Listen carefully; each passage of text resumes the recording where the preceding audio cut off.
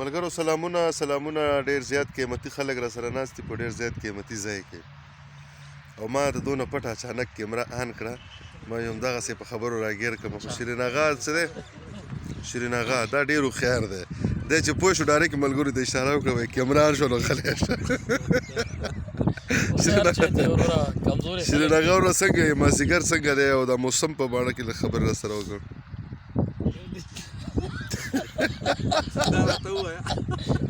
موسم مبارک ما دغه د خبرونو کیسه را یاده شوه کامیډونه شیرین اغا داسې وکړه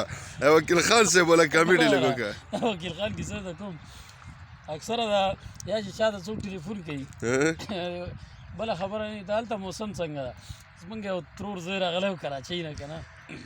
ما ورته وویلو دوه سلام وایي څنګه راغلی وایي ولا داسې بس حالات مې معلومه موسم څنګه ده وایي کراچۍ نه کوټ ته راغلی دې دپاره چې موسم څنګه خدای دې وایي خیر کړه نو موسم صحیح شکر ده ښه ده شیرینه ډېره مننه تا ته بیا راګرځو اظهار دې هم په خیرونه وي او په ډېر ښکلی ځای کې ناسته ښاغلی قیوم کلمیار صاحب هم ډېره موده پس راګیر کړی او طلب خان صاحب دا دواړه شاعران دي د دو ته چې ما کیمره مخته کړه د دو چټ ته خړ پړ پټی راته ښکاره شو او دا نور دواړه ملګري شاعران نه دي زموږ مدني فعالان دي تاسو ته خړ پړ ځای په نصیب شو طلب خان صاحب زه به دې ملګرو ته د مازدیګر وښیم بیا لږ ستا شعرونو ته راتاویږو او د کلمیار صاحب شعرونو ته راتاویږو شیرین اغا خبره وایي کراچۍ نه یو کس دې ته راغلی او چېرې د کوواټ موسم څنګه دی هلکه شیرین اغا ته به دې ټلیفون کړی وی موږ مشرور اکثر همداسې عجیبه خبرې کوي ما ورته ویم زه ځم کندوز ته اتل صاحب نه وایي د خربوزو موسم ده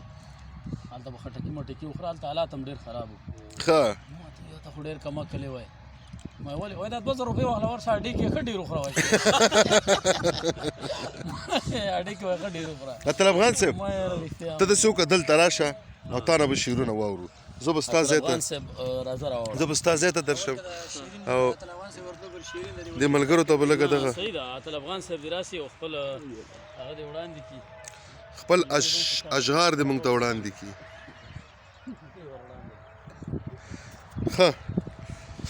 اتل صاحب ته راګرځو د اتل صاحب نه خواږه شعرونه اورو په دې خوږ یخ ماحول کې